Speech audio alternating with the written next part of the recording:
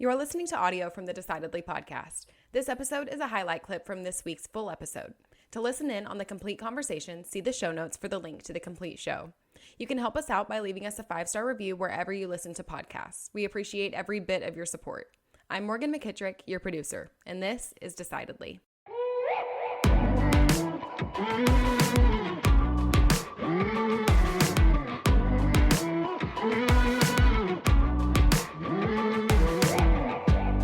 So there are 4 parts, and this is great for any business owner of any size.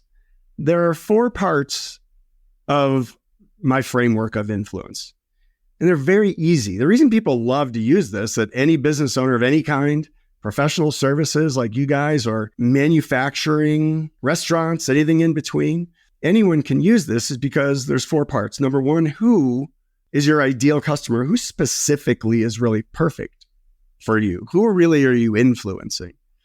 Number 2 is, what are your insights about them, their mindset? What do they want more of? What do they want less of? What do they hope for? And what do they fear?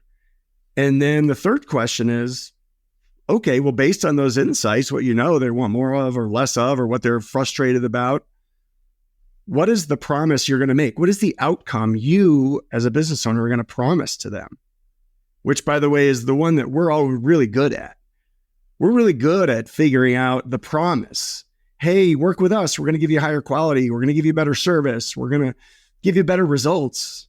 We're good at making the promises. The problem is most business owners of all sizes don't finish the sentence of influence. They don't finish the 4th question. Number 1, who are you influencing? 2, what are your insights? 3, what's the promise you make? 4, what's your because? What's your proof? What's the proof that you're going to deliver the promise?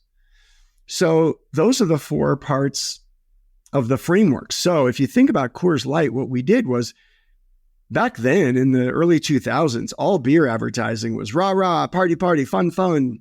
It's great. Woohoo. You're going to look cool at the party. Like, there was nothing to do about the beer. So a bunch of us had come in from other kinds of companies, Procter & Gamble and, other consumer companies that weren't in the rah, cool beer industry. And we said, I wonder if you can use the same strategies that you use for, like you guys said, paper towels or shampoo or whatever, to sell beer. Well, question 1, who are you influencing? Well, the answer isn't actually everybody, and here's why. Because people say, oh, light beer, that's probably good for women or middle-aged men or whatever.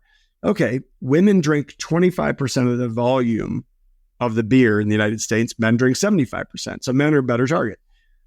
21 to 24-year-old men drink 8 times more light beer than older men because they're very high volume users. A few nights a week, they're drinking with their buddies, several beers a night. That's your ideal customer, 21 to 24-year-old men. Then we asked a bunch of them, what do you care about for light beer? And they said things like, relaxation, low carbs, low calories, great taste, good value, right? Because they're young. And funny ads. They really wanted funny ads. And then they said cold beer. And we're like, really? Cold beer? Like, okay. But then we looked at our competitors and we said, well, Bud Light was already trying to be cool at the party and like socially acceptable, although maybe they've gotten off the rails on that. And then Miller Lite was great taste, less filling, low carbs, low calories. So we're left with cold beer. So question number 3, what's the promise? The promise is, hey, our beer will be colder. Yeah, no one's going to believe that. And this is the mistake that business owners make.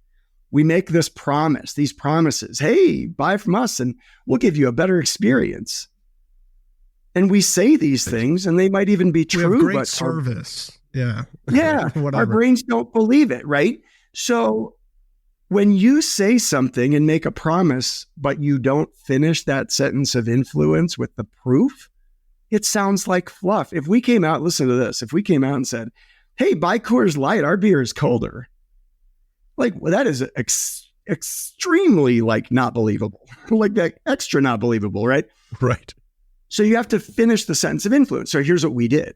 So this is the thing that I want all of your listeners to learn.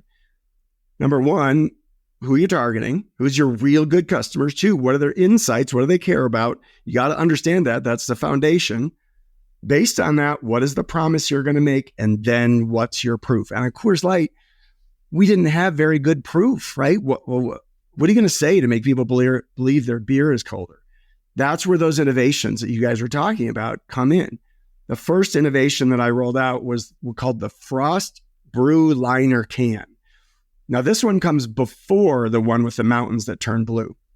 This one is one where inside the aluminum can, there's a blue liner. Well, here's the secret about consumers, audience members, when I speak, they're always like, oh, blue liner. Oh, yeah, that probably, it insulates the can. I'm like, yeah, or it's blue. Or it's exactly, it's blue. Yeah. People are like, what do you mean? I'm like, here's the secret of the Frost Brew Liner can. Every aluminum can ever made has had a liner inside of it because you can't put beer next to aluminum or it will corrode.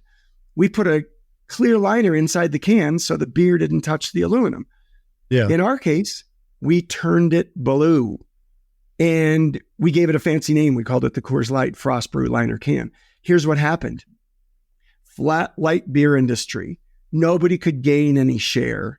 We turned our liner blue. The first year we turned it blue, we increased our sales by $100 million. That's amazing. 5% growth. Yeah. 5% growth in cans of Coors Light because it had a blue liner. Yeah. In that saturated market, that's massive. And that was probably a fairly easy thing to do. I would think. Like on the production side. Right. Yeah. The production. Yeah. So we turn the liner blue. And here's the thing. What I'm saying, I want to be clear about this. I'm not suggesting you should be misleading to your customers, but over and over, when I work with business owners like the ones that listen to your podcast, what we find is they already have blue liners. They already have things they're doing that are unique, that are special, that are valuable to the customers. And many times they're their best kept secrets, right? They're not putting them in the right spot in their sales flow, in their website, in their proposals, and their one-on-one conversations, right? So the blue liner, it cost us, I forget what it was, minuscule. And you should have been there when we went to the engineers on the can line. We're like, hey, we're from marketing. And they're like, what? Right? And we're like, hey, we got this big idea. So we're going to turn the liner inside the can. We want to turn it blue. And they're like, it's inside the can. No one can even see it in there. What are you people nuts? It's going to have to optimize the line. There was obsolescence though, because the package, remember guys, the package has to match the cans inside the package, right? Yeah. So there's all these costs that people don't realize, right? And then we made an incremental $100 million and they're like, what else you guys got, right? And that's when we rolled out more and more and more innovations around cold, culminating with the one where the mountains turn blue when it's cold enough to drink. Ultimately, we made $250 million a year incremental in the business. Yeah. We actually grew through the onslaught of craft beer when all the other big beer brands were declining. But that framework, every business can use that framework to change how they influence customers. So it's make a promise and then demonstrate why they can trust the promise because we do this, because the liner's blue, because the mountain's blue. Yeah. So when you make a promise, our product is better quality. Notice what your brain does. Your brain goes, well, your product is better quality because? Yeah. And your brain is looking for proof. Whenever you make a promise, someone's brain is looking for proof of the promise. And so many times we don't do it. And people don't even realize that they're missing out on it.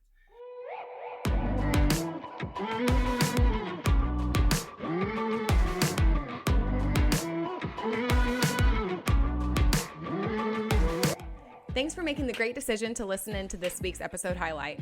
If you want more of what you just heard, see the show notes for the full episode. As always, for the latest decision-making tips, find us on decidedlypodcast.com or on Instagram @decidedlypodcast. And be sure to sign up for our weekly newsletter from the link in the show notes. Don't forget to leave us a 5-star review as well. We read all of your comments, so if you learned some decision-making tips today, let us know. Until next time, this is Decidedly.